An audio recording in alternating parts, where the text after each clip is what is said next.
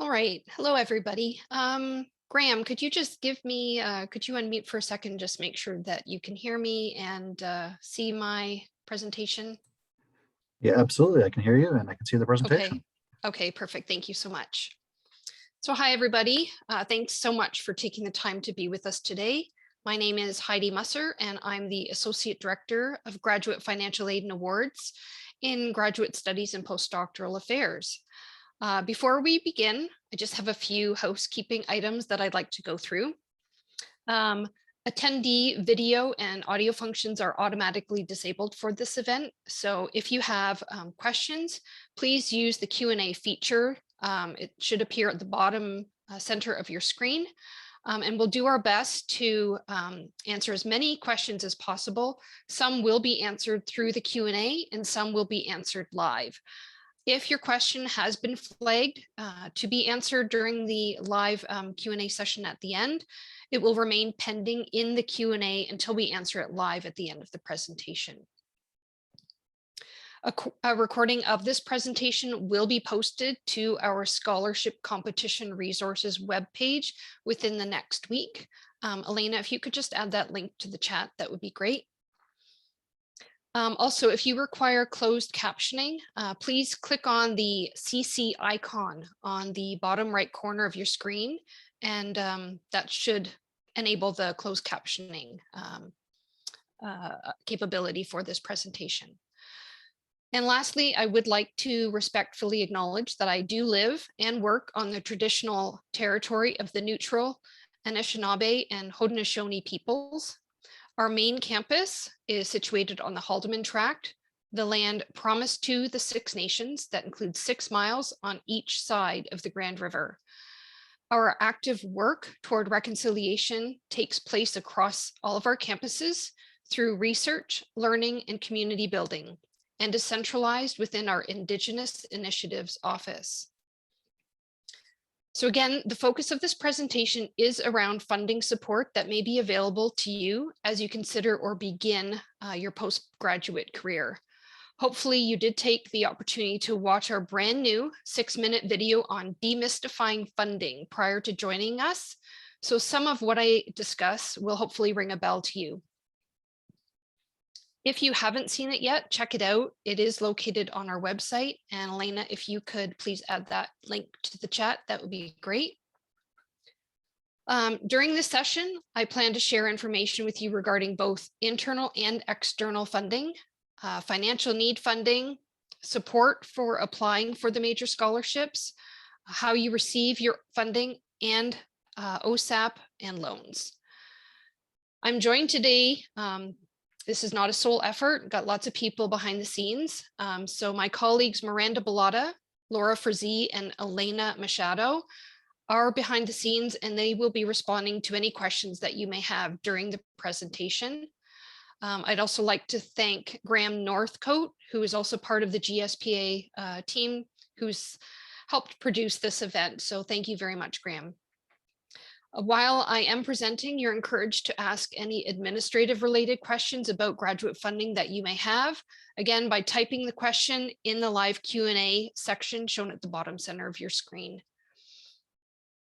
At the end of the presentation, I will take some time to address some key questions that have come in so that all of us can benefit. If you do have additional questions that perhaps were not answered during the presentation, we are going to be having 2 virtual live chat sessions on October 28th from 10 to 12 and October 29th from 1 to 3 o'clock, where my team and I will be happy to assist you. Okay, so without further delay, let's just dive in. So the graduate awards team in GSPA works closely with departments and faculties to advertise, adjudicate, and administer a variety of internal and external awards, including the scholarship competitions I'm going to be mentioning about a little bit later in the presentation. So we do work closely with external government agencies to manage scholarship competitions and in turn provide direction to our department and faculty colleagues and to current and prospective grad students regarding scholarship eligibility and excuse me, and the application processes. We also adjudicate and make decisions on internal award applications that require an assessment of a student's budget. So we look at their income versus the expenses in order to determine if a student does have financial need. My team is also responsible for managing the payment of the awards through Quest, which is our student system, and applying it to your student account.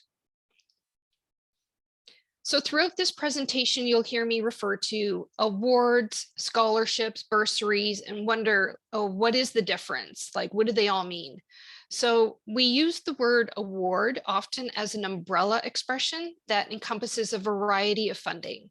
But specifically, an award is something that is normally used for funding that's given based on financial need and other criteria such as leadership, community involvement, and academic merit. A bursary, on the other hand, is something that's given based primarily on financial needs. So we collect an application from you, we look at your income versus your expenses on a budget, and we determine if there's any assistance that we could provide. And then a scholarship is given primarily on academic merit. So we look at transcripts, how you did with your grades, as well as research potential, leadership, and contributions. So at Waterloo, we do provide minimum guaranteed funding for doctoral students who are in good academic standing for the first 4 years. So the first 12 terms of full-time registration. Minimum funding is reviewed annually, and any annual increase applies to both new, so if you're coming into the program, as well as current eligible doctoral students. Our current minimum funding is just over $24,500 a year, but many programs do offer more than this. If you're planning to apply for a master's program, funding may or may not be provided. It often is, but it depends on the program you're applying for admission to. For master's students in thesis-based programs, we recommend that departments provide a minimum of $12,000 for the first year or 3 full-time academic terms of full-time registration. Some departments give more than that, so it's best to speak with the department grad coordinator for specifics. It's really important to remember that grad studies is a big financial commitment. So you are encouraged to make an informed decision at the time when you're considering an offer of admission. There are many resources available to assist you in financially supporting you during your grad program, but institutional funding just may not be sufficient. So you're strongly encouraged to have enough personal financial resources, so savings, loans from the government, bank, private, ask family or friends if they can help. Maybe if you've done a co-op job or work part-time, it's important that you do have those resources to help support your cost of tuition fees and living expenses for your program, especially if you're not receiving any funding at all from your department. And again, if you're receiving funding or not, that's something that you will know at the time you're offered admission to the program.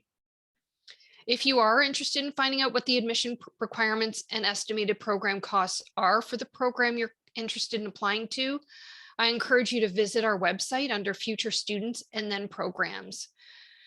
We also have a web page with approximate living costs that you're also encouraged to check out. And Elena, if you could just add the links to the approximate living costs and program costs, that would be great. Another important thing to note is that scholarships and awards are paid on a term-by-term basis and are first applied to your tuition and fees. If there's a credit remaining on your account, then a refund is released to you. So as I mentioned, when you're offered admission to the program, your offer of admission letter will provide details regarding any department funding you may be offered. That funding will normally be comprised of internal awards that do not require an application, as well as perhaps a teaching assistantship and or research assistantship. There can also be other funding available through donor funded support that may or may not require an application. So as I mentioned, minimum funding is normally only provided to eligible students in research-based programs. We do have limited funding available to students in course-based programs, but you'd have to check with your department. The Ontario Graduate Scholarship is a scholarship that course-based students can apply to, so there is that opportunity. And providing there's a significant research component in your program, if you're in a course-based master's, you could apply for a tri-agency Canada Graduate Scholarship, Master Scholarship. And I'm going to speak a little bit more about these later on in the presentation. So because grad programs can vary in the amount and type of funding they provide, if you have specific questions about what funding you may or could be receiving, or interested in the application process and deadlines for applying for a TA or RA, it's best to speak with your department graduate coordinator about that. So in case you're wondering what a TA or RA is, I'm just going to take a moment to explain. A TA is a teaching assistantship. This is a position held by students to assist faculty members with instructional responsibilities. So you may be asked to teach a class, mark papers, hold drop-in sessions to help students. An RA, on the other hand, is a research assistantship. So this is a position that you would hold to perform research duties for a faculty member specifically. So in other words, the research you'd be doing would be outside the scope of your own research that you'd be doing towards your thesis. It differs from a graduate research studentship, which I'm going to talk about in the next slide. So as you can see, the rates are posted here on this slide, and they do not include 4% vacation pay. They also assume that you're working 10 hours a week for 16 weeks during a term, so that's 4 months. And unlike scholarships and awards, these positions are paid as salary on a monthly basis through payroll. So you're hired basically like an employee of the university. Oftentimes a TA or RA is part of a student's minimum funding. So if you decline the opportunity to do a TA or RA, it will likely not be replaced with another scholarship. But if you're offered a TA or RA in a term that doesn't work for you, or it's a course that requires more attention that you can afford, given other demands of your research, you might be able to make arrangements to do a TA in a later term, but that's a discussion that you'd have to have with your department.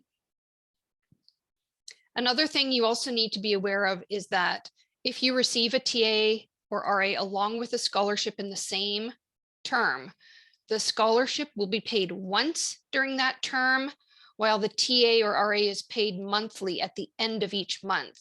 So you'll need to make sure you budget your financial resources appropriately.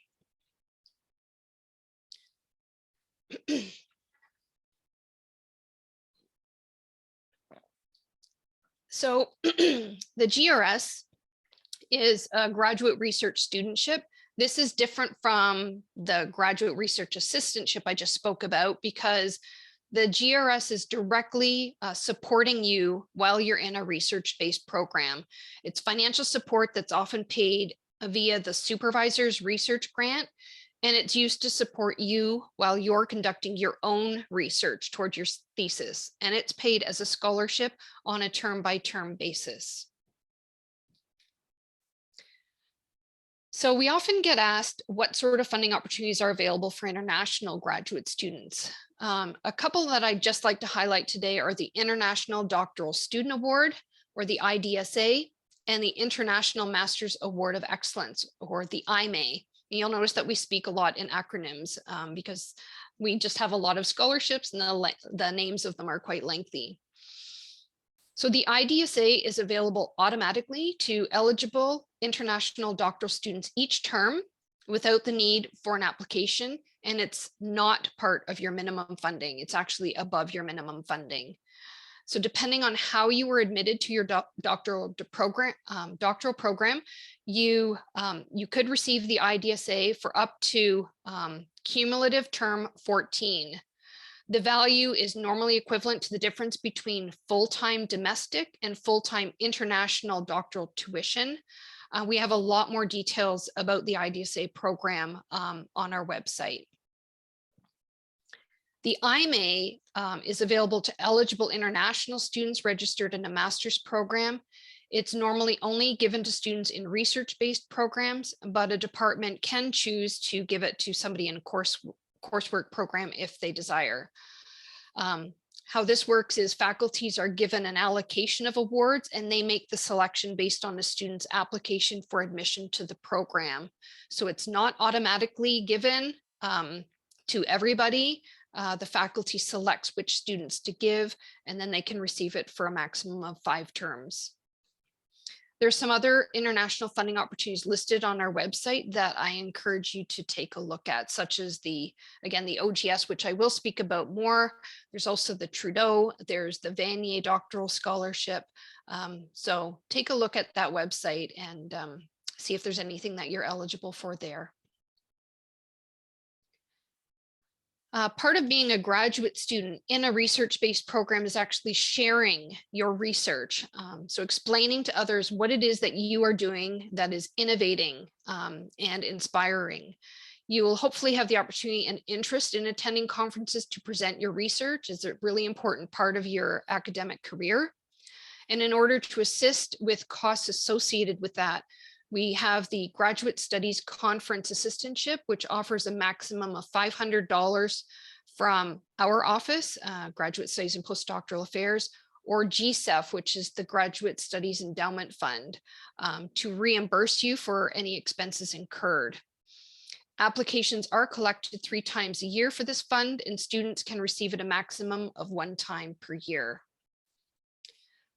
As you may have seen this week, I'm not sure if you received the email or not, but teams across the university are working on plans now with details for all types of international travel. So please stay tuned.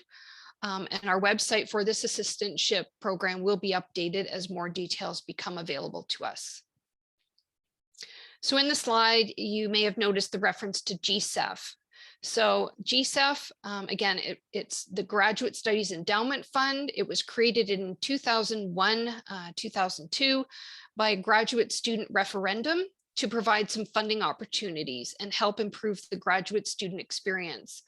As part of the graduate tuition and fees, there's currently a $20 fee that goes to support GSEF initiatives, one of which is funding to support this conference assistantship program. And if you're interested in learning more about GSEF, you're welcome to visit their website. So if you're looking for other funding opportunities in general, you may wish to consider looking at our awards database on our website. There are hundreds of scholarships on the database, which include both internal and external award opportunities that are administered by us. It's basically a search engine where you can search on various criteria, including program level, like a master's or doctoral, the award type, whether you're looking for an award or bursary, affiliation, if you're looking for Indigenous scholarships for part-time studies, or specifically for people who identify as female or women, etc.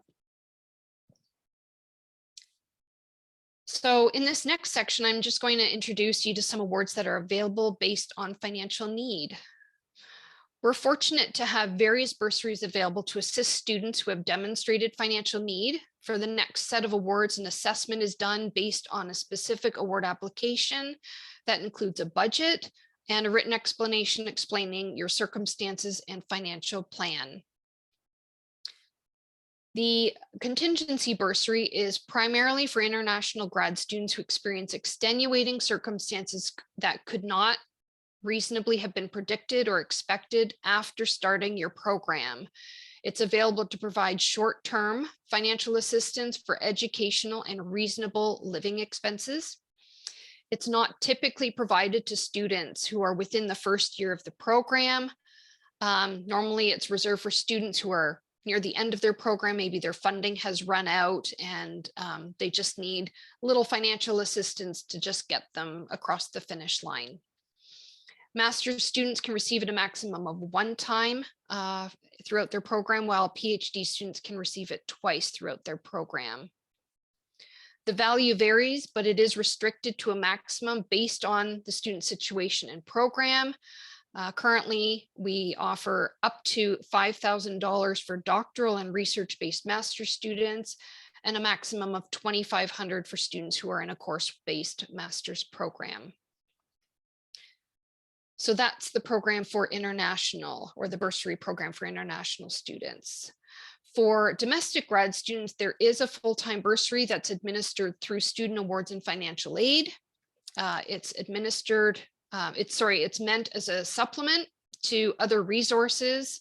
So your savings, employment income, et cetera, that you've already have. And there is an expectation that you've applied for and are in receipt of OSAP or a provincial student loan. So students who become parents through birth or adoption can take up to 5 terms of uninterrupted leave during the first 20 months of birth or adoption. At Waterloo, we're very fortunate to be able to offer a parental leave bursary that provides up to 2 terms of funding to eligible students who become parents through birth or adoption. The value of the bursary is based on an assessment of previous income that you've had during the 3 previous academic terms. Normally, the maximum value of the bursary issued is $8,000 for 2 terms. This would be a maximum of $5,000 for the first term and up to a maximum of $3,000 for the second term. The bursary is paid in 1 installment each term for up to 2 terms during the parental leave while you're inactive, following confirmation of birth or adoption to our office. And on average, we fund about 40 students per year through this program. We also have a daycare bursary available to students registered full-time. It assists with daycare expenses, which can include those incurred through a daycare center, a home daycare, before and after care through schools or camps. The value is based on income, expenses, and the number of children requiring daycare. You can apply each term if you're eligible. And pre-pandemic, we were funding about 60 students per year through this program. A few years ago, we initiated a graduate student medical leave award, which is for research-based master's and PhD students who need to go inactive for medical reasons. Students must have been registered full-time for at least 1 academic term and have been in receipt of a financial package from their department in the term immediately prior to changing their registration status to inactive. Medical leave documentation is required, which you would submit to accessibility services for assessment. This is a maximum of one-time award of $5,000.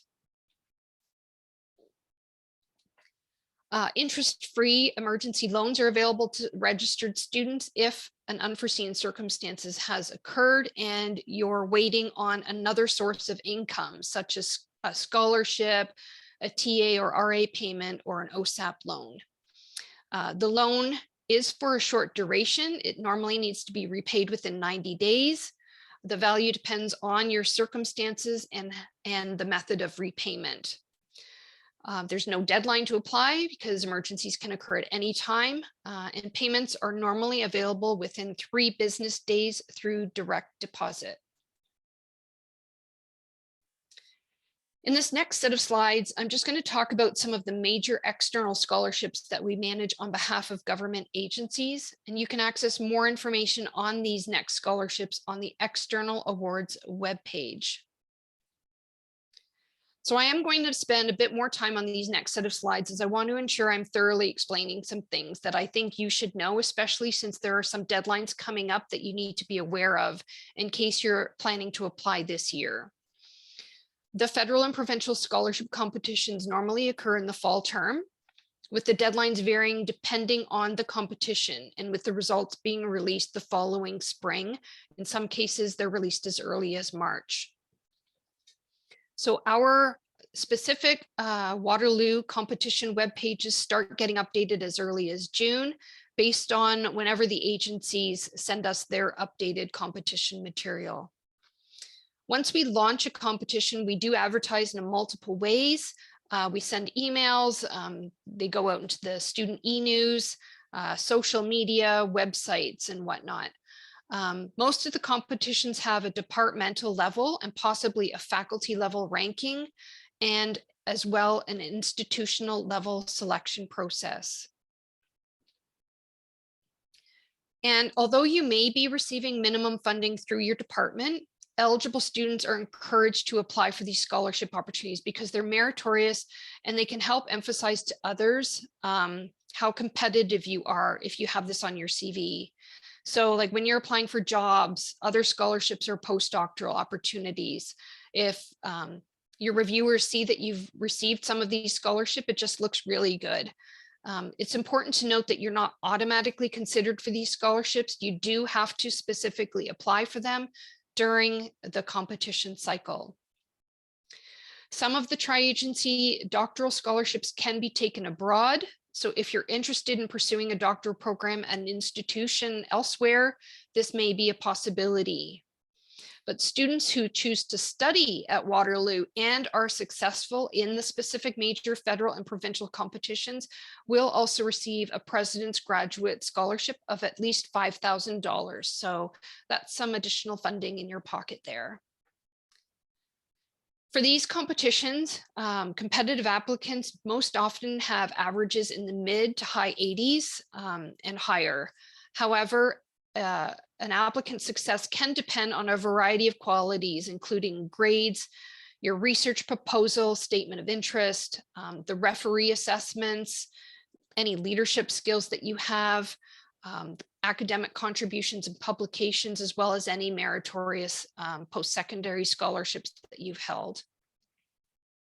Students not yet in a grad program, so maybe some of you here are in your last year of undergrad, you should be looking into the eligibility requirements and application processes of these scholarships, because you can apply for the CGSM and the OGS and Queen Elizabeth II Graduate Scholarship in Science and Technology domestic scholarships before you're even in the graduate program.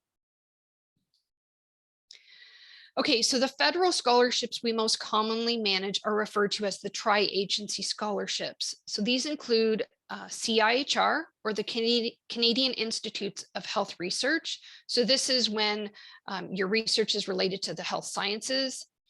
There's NSERC, which is the Natural Sciences and Engineering Research Council. So this would include your STEM disciplines, science, technology, engineering, and math, as well as SSHRC, which is the Social Sciences and Humanities Research Councils. This is your arts and social sciences disciplines. All of these agencies provide funding at both the master's and doctoral levels. You do need to be a Canadian citizen or permanent resident of Canada to apply for these, except for the Vanier competition. The Vanier is the most prestigious of the doctoral awards, and it's open to international students as well as domestic.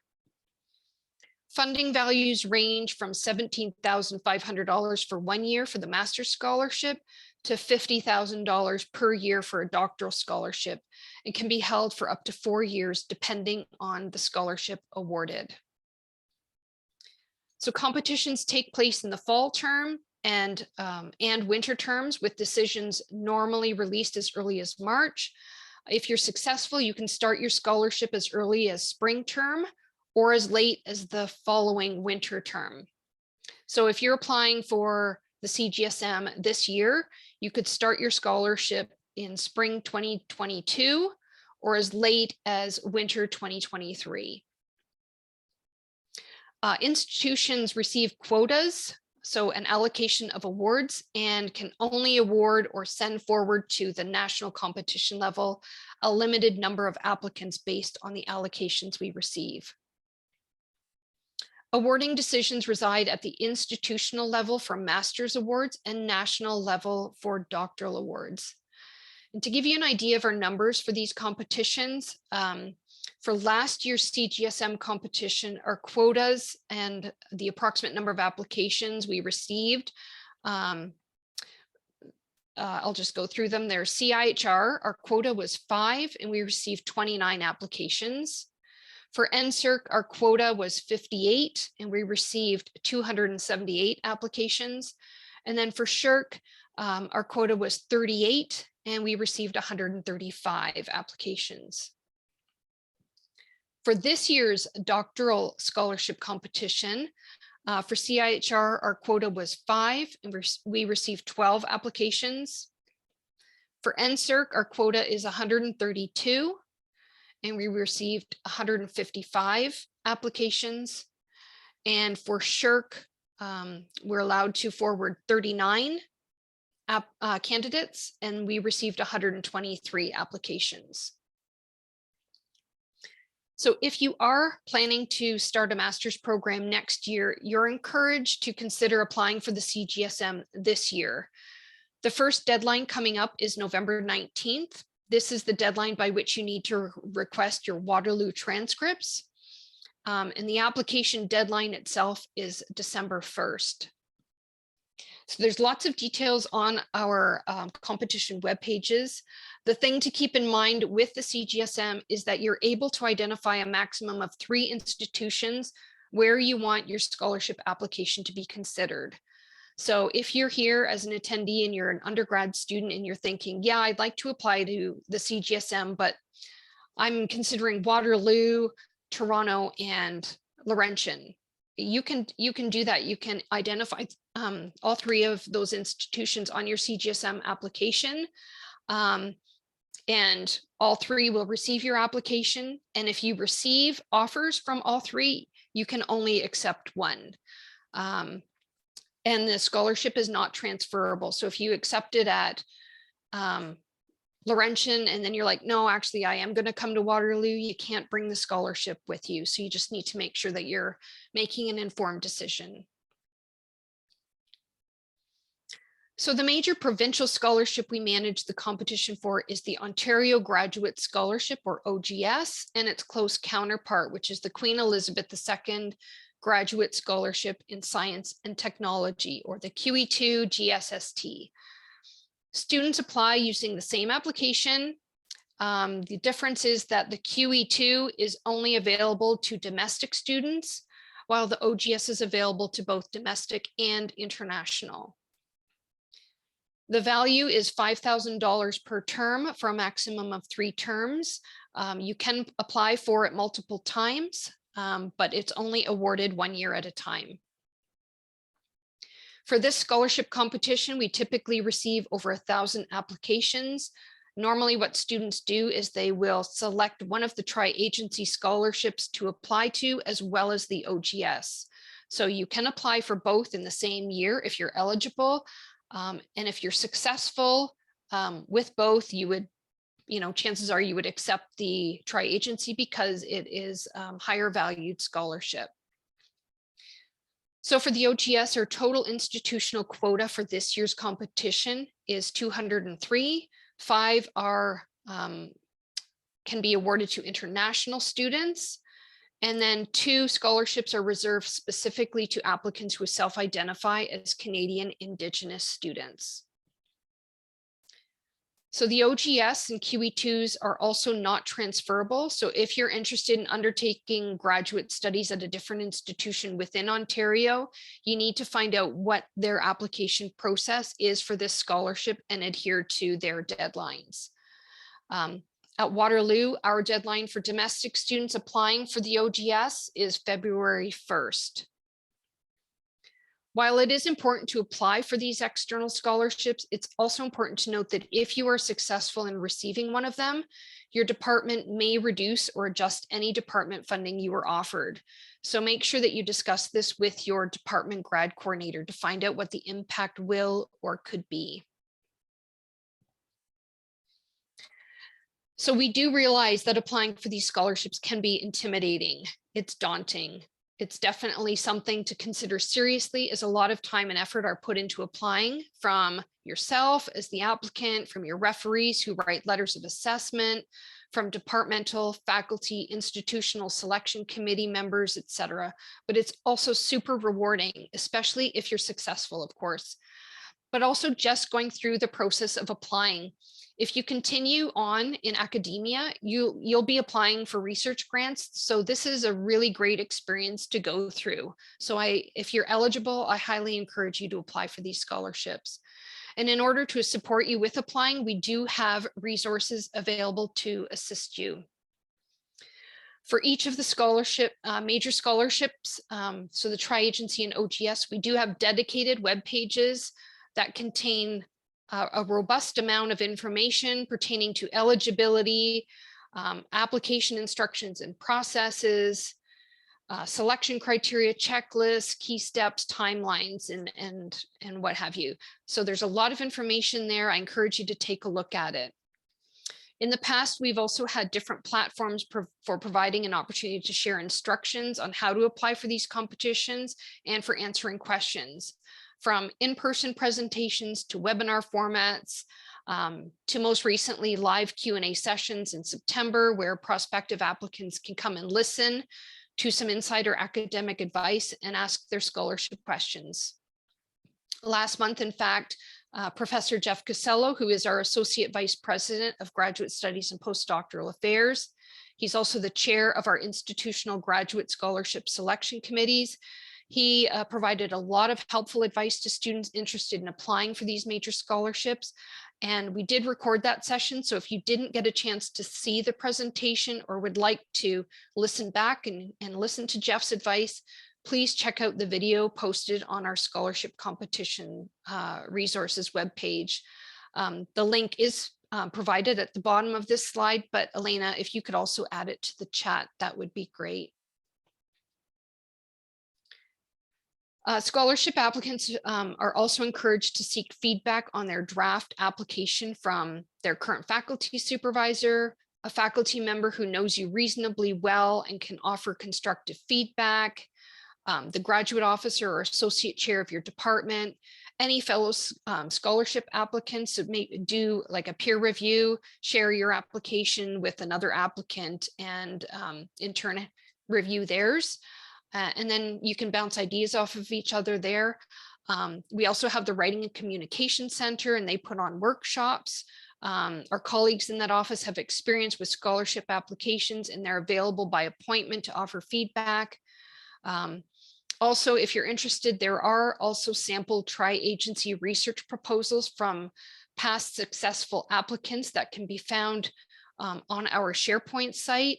The link to that site can be found on each of our tri-agency web pages under the resources section at the bottom. So really, it's important to remember that a lot of effort goes into these scholarship applications. So if you are applying, don't leave it to the last minute. Give yourself and your reviewers lots of time because you're going to probably make multiple drafts of your research proposal. If there's a leadership statement or something that you need to include, you're going to want somebody else to look at it. You just want a lot to give yourself enough time so that you can submit the best possible application. Also, please keep in mind, like even if you're not 100% sure you want to pursue a graduate degree, be it your master's or a PhD, if you're eligible, you should apply. If you're successful with the scholarship, you can always turn it down if you decide not to pursue a grad degree. Or, subsequently, if you decide, no, I don't want to pursue it right now, these competitions run every year. So if you don't apply next year, and maybe you're wanting to work on your grades, your academic profile, maybe build that up over the next year and you can apply next year as well. So now that I've gone through various funding opportunities and some tips on applying, you'll likely want to know how you will receive the funding. So as I indicated in the beginning of this presentation, the GSPA awards team is responsible for managing the payments of all graduate awards that are paid through Quest. The majority of institutional awards, including GRS, are initiated by your department or faculty on a term-by-term basis to our office. Once our office receives the electronic paperwork for awards, the award gets coded to your account in Quest. And unless you've made a bank payment, scholarships that are paid through Quest are first applied to your tuition and fees, providing that you have arranged your fees through Student Financial Services, which you can do through the submission of a promissory note. If there is a credit balance on your account, then a refund is released. Now, a thing to note is that over the last while because of COVID. If you are an international student and have not yet arrived in Canada and don't have a Canadian bank account, you will need to work with Student Financial Services to arrange to have any credits released to you. And as indicated on our website, funding you receive can change because of various reasons. So if you change your enrollment status, like from full-time to part-time, or you go inactive or withdraw, your funding can be adjusted or canceled. If you change your immigration status, so if you're currently international and you become a permanent resident and you were receiving an IDSA, that will become canceled. If your funding changes, so if you receive certain major awards, your department institutional funding may be adjusted. So if you have questions about this particular aspect, I encourage you to contact your department grad coordinator. I know I have mentioned reaching out to your department grad coordinator multiple times.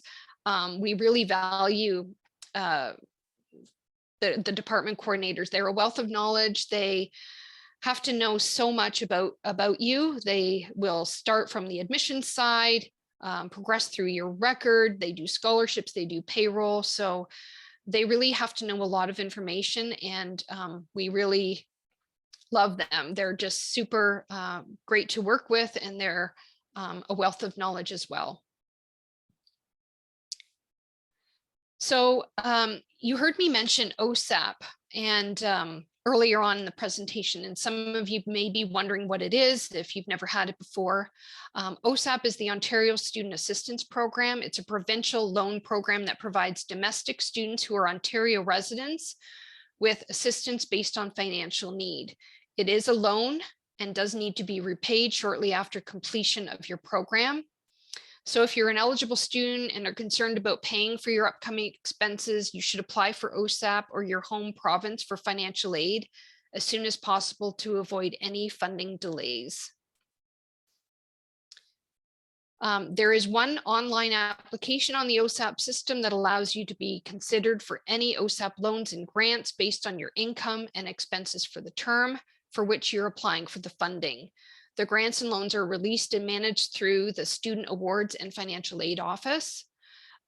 After your assessment comes through, and if you're able to receive both a grant and a loan, you have the option of accepting only the grant portion, which does not need to be repaid. If you need any help in determining how to report your study period income, please reach out directly to the folks in SAFA. So as I indicated, it's actually the SAFA office that manages OSAP and provincial student loans. So if you have questions about, the provincial loan or out of province loans, I encourage you to reach out to them for assistance at the website link on this slide. So this third link here, uwaterloo.ca /student awards financial aid. Okay, so that concludes the formal part of the presentation. Thanks for bearing with me. I know that was a lot of information. I hope you found it useful. I think we'll now turn it over to the live Q&A part. Elena, do you have any questions for me?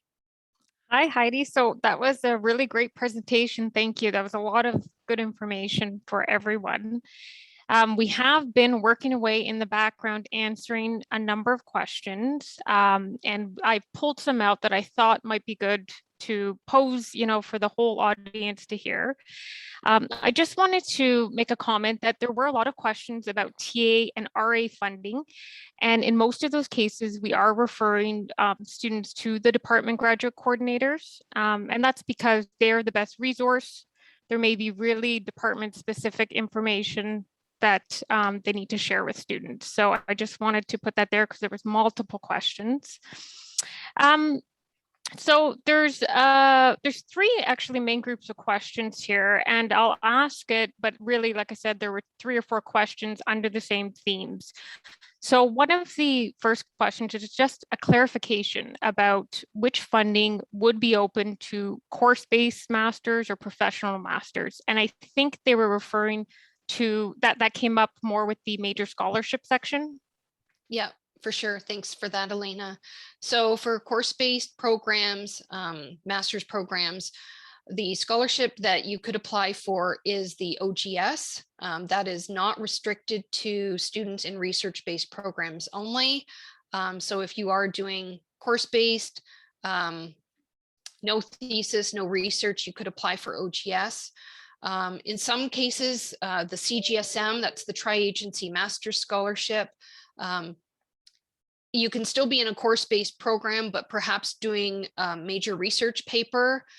So if that's the case, you're doing some element of research, you could apply for the Tri-Agency Master's Scholarship. Great, thank you. And like I said, that I think answered several students' questions, so that was great. The next theme, again, was just more of a clarification. You had mentioned this in the presentation, but just the difference between, again, this came up for the major scholarships, what would be available for a domestic student versus an international student applying? Yep, okay, so the scholarships that international students can apply for is the OGS. Again, we only have 5 university-wide that will get awarded to the international students, and that competition is actually held in the fall term. So I believe that competition, let me just grab my timeline here. Oh, sorry, I didn't print that one, but I believe that deadline has passed, that timeline has passed for the international OGS competition. But again, there's only 5 university-wide. The other one is the Vanier, that is the tri-agency. It's the most prestigious of the doctoral competitions, and international students can apply for that. That's actually the first tri-agency competition that launches. It launches the earliest in the year, usually end of June, and then deadlines are in the summer, and we're just wrapping up that competition now, actually. Okay, great. And Laura has confirmed in the background that the OGS International is done for this year. So that has passed. Perfect. Thank you, Laura. The next set of questions had to do kind of with timing about when students, there's a bit of confusion about when they should be applying to these major scholarships. And one specific question was, is it okay if they're applying before they even get admission to the program?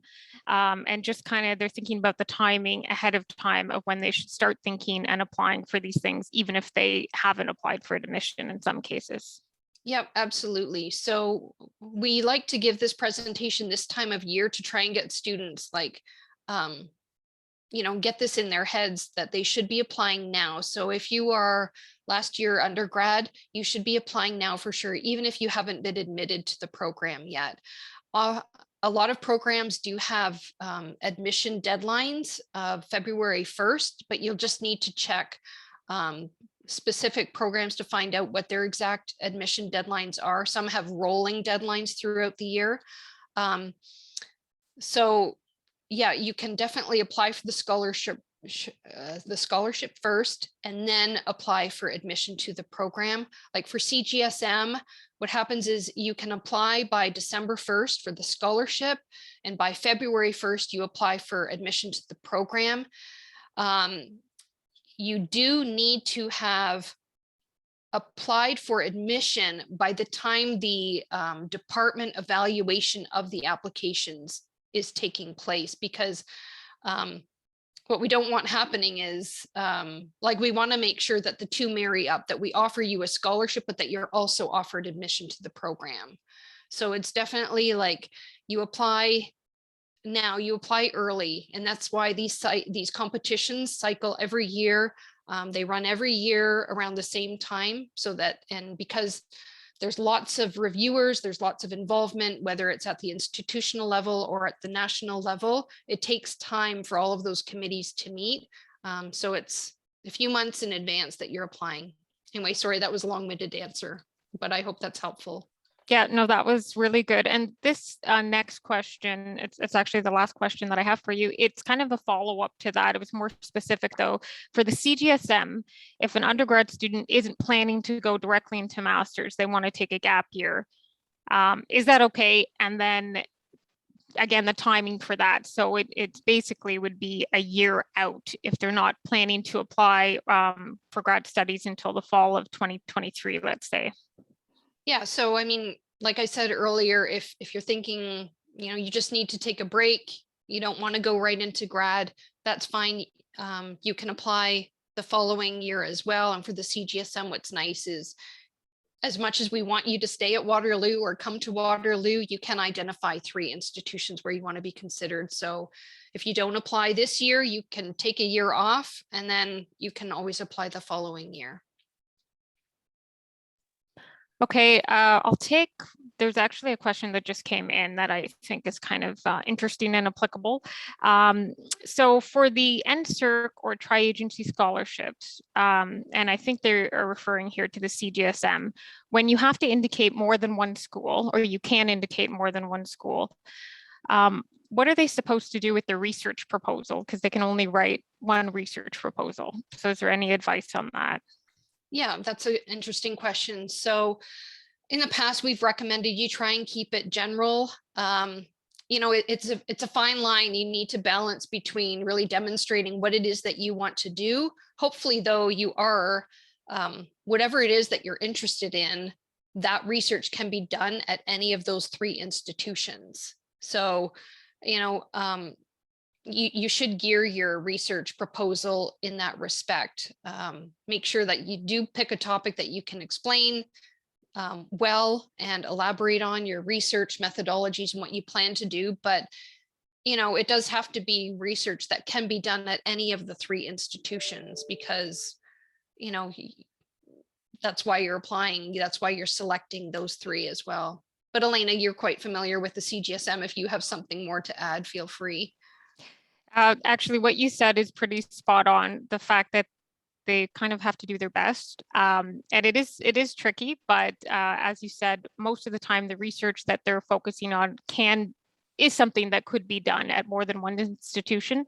And of course, the reviewers are aware that students can only write one proposal, and therefore they are understanding, you know, if it doesn't completely jive with their institution. Yes. The other thing actually is if your research changes slightly from what you spoke about in your research proposal when you were applying, that's okay. As long as your research stays within the mandate of the agency that issues the scholarship. So, you know, if your field of study is in the social sciences and humanities and you're issued a SHRC CGSM and you change your research, so now it's actually health related, well, you can't do that. But if if you change your topic slightly and it's still within SHRC's mandate, that's totally fine too. Yeah, that's a really good pointer too, because a lot of students ask that and they feel like they're stuck once they've, you know, decided or written a proposal one way. Okay, I think we're going to take one last question. And again, this one just came in, but there's been a few like it. So students were wondering if any of these scholarships can be taken to schools outside of Canada. So if they can be taken up at the US or something like that. Yeah, so some of the tri-agency doctoral can. So with the tri-agencies, they've actually semi-harmonized. There's the Canada Graduate Scholarship Doctoral Scholarship, and that is specifically to be held within Canada. It's a higher valued scholarship. You cannot take it abroad, but each of the tri-agencies have their own doctoral scholarship that you can take abroad. The CGSM must be held within Canada. You can only hold it at one of the 3 Canadian institutions that you identify. And then the Ontario Graduate Scholarship, that is only a provincial award, can only be held within Ontario. But again, with that one, several years ago now, it used to be more of a provincial competition where institutions would collect all the applications, send it to the ministry for evaluation, and they would make the offers. And then students could take that scholarship at any institution in Ontario. Well, the province devolved that program to each of the institutions to manage. So now if you want to, if you're thinking of applying for admission to 3 institutions within Ontario, you have to apply for OGS 3 times, 3 separate times at each of the 3 institutions. It's not a common application portal. You have to investigate what the application process and timelines is at each of those institutions. And the OGS is also not transferable. Okay, great, Heidi. So I think that concludes the Q&A. Like I said, a lot of the information I think was covered in your presentation, and we've been answering a lot. And I pulled out those main questions. So I think we're done. Okay, well, thank you so much for my team behind the scenes answering the questions, for Graham for helping us produce this. In closing, I'd just like to reiterate that my team and I, we do appreciate that the application process can be daunting. But there is a team of resources here to support you as you navigate into looking at funding options for grad studies. I encourage you to check out our website for information, inquire with your department graduate coordinator in the department that you're interested in undertaking grad studies, or reach out to our office for any assistance. Again, if we couldn't address your questions at today's session, or if you've thought of something else that you'd like to ask, we invite you to join us in our virtual live chats tomorrow. So that's Thursday, October 28th from 10 to 12. And on Friday, October 29th from 1 to 3, where my team and I will be happy to assist you. The links to the live chats can be found on our website. Once again, a recording of this presentation will be posted to our scholarship competition resources webpage within the next week. And additionally, you can reach out to your department grad coordinator for any assistance. So thanks so much for coming, and I hope you enjoy the rest of your day. Take care and bye for now.